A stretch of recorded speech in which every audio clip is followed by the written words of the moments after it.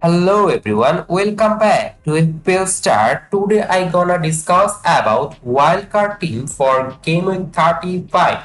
It is also the best possible team from Game Week 35 to rest of the season. So before starting, if you are new in this channel and yet not subscribe this channel, please subscribe this channel. Now let's start.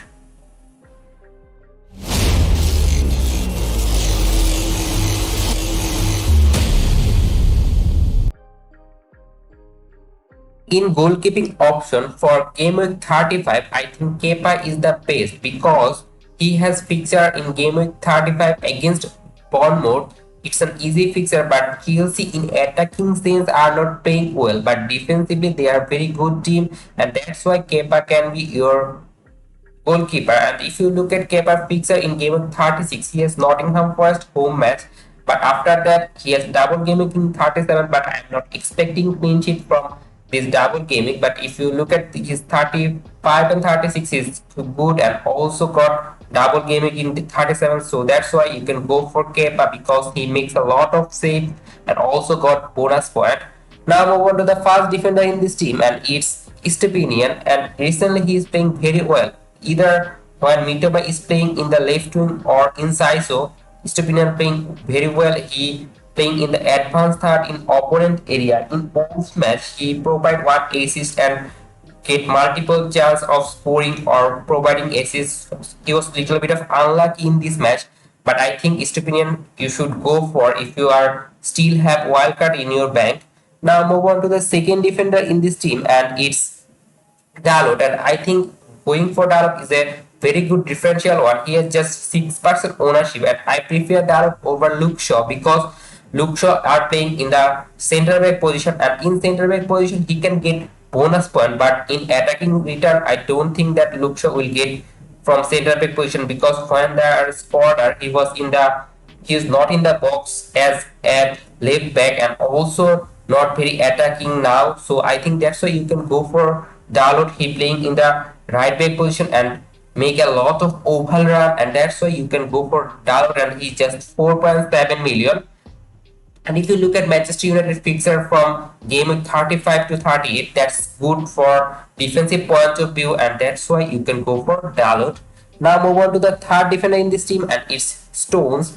He's playing now as a double pivot for Manchester City, like inverted right back. He is probably a center back, but now playing as an inverted right back, playing well. And in last two match, got he scored two goals, but in last match he was unlucky that he cannot give any attacking return. So you can go for Stones because he's 5.6 and give you some attacking probability to scoring, and also he's very good in headed goal. So you can go for John Stone.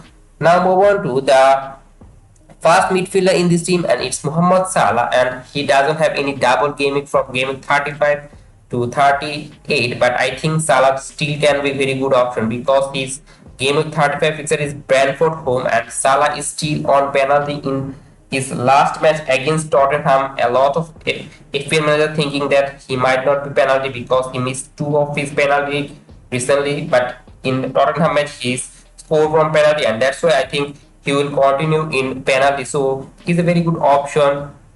His home match in game week 35. So also in game week 36, he has Leicester away. Leicester are not a very good defensive side. After that, Aston Villa is a good team, but it's a home match for Salah, so he can obviously score in game week 37. And I think if you look at game week 37 team, I think Salah is the one who doesn't have a double game week, but still have possess a lot of chance to get a multiple return in this game week.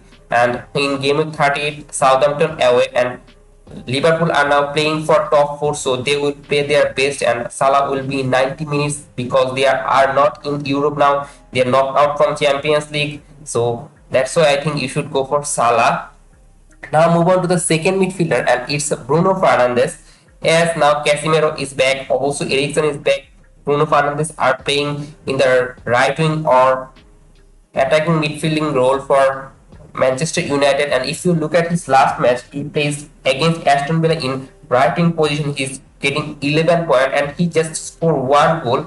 But when he score goal, as he create a lot of chance, he will give you bonus point, and that's why I think West Ham away is not a hard fixer, so that's why you can go for Fernandes for attacking return as well as some bonus point. Now move on to the third midfielder in this team, and it's Rashford. He is playing for Manchester United and is the main man of Manchester United. If you look at goal threat, he's insane.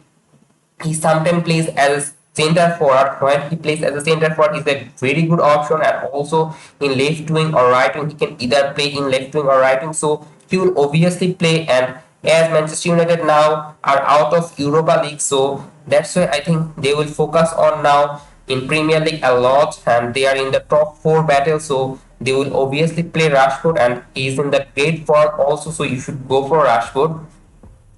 Now move on to the fourth midfielder in this team, and it's Jack Grealish. And I think from Manchester City, you can go for Jack Grealish because he looked to be needed from Manchester City. If you look at the right wing position, like where Mahrez is playing now, Foden is fit, so there might be rotation here. Also, Bernardo Silva can play in the right wing position, and if you look at the attacking midfielding position, like Bernardo Silva playing, Gundogan playing, Kevin De Bruyne playing, also Julian Alvarez can also play there. But in left wing position, there is only Jack Grealish and Foden, and Jack Grealish now playing as a right winger. So I think that's why Jack Grealish will be, sorry, for Foden are playing in the right wing position. So that's why I think Jack Grealish will be in the left wing position and totally nailed. And that's why you can go for Jack Grealish as a Manchester City double up in attack. I will reveal the next one of Manchester City. Now move on to the fifth midfielder in this team, and it's Solimar, and I am preferring now Solimar over Mitoma because if you look at Mitoma, because of inside though, there might be rotation for Mitoma, but in Marsh position there are not a lot of competition, so that's why I think Marsh will play. And I think Mitoma and Marsh has got same attacking probability, so that's why you can go for Marsh as his minute is more secure than Mitoma. Now move on to the forward option, and it's an obvious one. It's Erling Haaland, second Manchester City attacker in this team, and you should go for him because he's in great form, scoring goal for fun. In last match, he scored one goal. Before that, he scored two goals each in last few matches. So that's why you should go for Haaland because he's the main man for Manchester City, scoring a goal, lot of goal, and also now he plays well in link up. So he is the bargain player for you because he's 12.4, and I'm expecting him 15 or 14 million in next year. Now move on to the second forward position, and it's a surprising one, and I am going for Incisive because he's cheap, just 4.6 million. You can put him in a bench option, but I like Incisive because in if you look at Brighton last few match, he's playing for Brighton, and in last match when they played against Wolves, he playing in the left wing position, and previously he in previous match he plays in the for center forward position. So he's a very good option, just 4.6, and I think Jarby now favored Incisive because he's playing well, and I think he might start recent match and also in the future. So that's why you should can go for Incisive as a fund for your team, just 1.2% ownership, and have a great probabilities to scoring a lot of goal. Now move on to the substitute option, and first substitute is a goalkeeper, and it's Iverson, cheap option, 3.8. He plays for Leicester. The second one is outfield player, and it's Wilson. Wilson has got double gaming in 36, like a Leeds away and Brighton home. And if you look at Wilson, he is scoring goal in the last four or five matches. He's scoring 5 or 6 goal, and I think he's better than Isak because if you look at Isak's performance, when Wilson is there, Isak is going in the left wing position, but Wilson playing in the focal point for Newcastle, and he has possessed more goal threat than Isak, and I think he will obviously play, but there will be some minute share with Isak. That's a concerning thing for Wilson, but as he has got a lot of attacking ability, so you should go for Wilson. Now move on to the second bench option, and it's Trippier, and as it's Arsenal home, and that's why I am benching Wilson on Trippier because I am not expecting Newcastle to do well in this match, but as it is home match, that's there they have the probability. But If you look at the defense, like Stupinian, Dalot, and Stones have got easy fixture, and all three got attacking probability, and that's why Trippier in the bench. And same case for Wilson. You can obviously play Wilson ahead of Inzai, if you think it.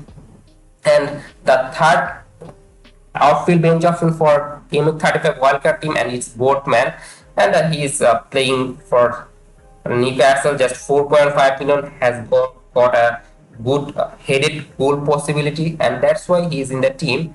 Now move on to the captaincy choice for Game 35, and it's an obvious one. It's Erling Haaland. As Leeds are not performing well recently, they have conceded a lot of goal.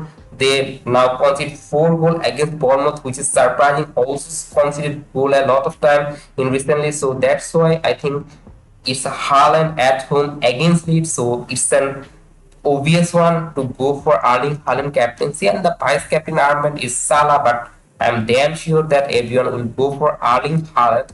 And if you look at this team value, and it's 100.3, and I think you have this kind of money in your bank to make this team, and if you still have wild card, it's the perfect time to activate it. And if you don't active, then I don't think it will be pretty much good decision for you, because rather there are last 3 games remaining after this game, so you need to activate your wild card. And that's all for today. If you enjoy this video, please like this video, and if you are new in this channel and yet not subscribe this channel, please subscribe this channel, and don't forget to press the bell icon. Good luck for your team.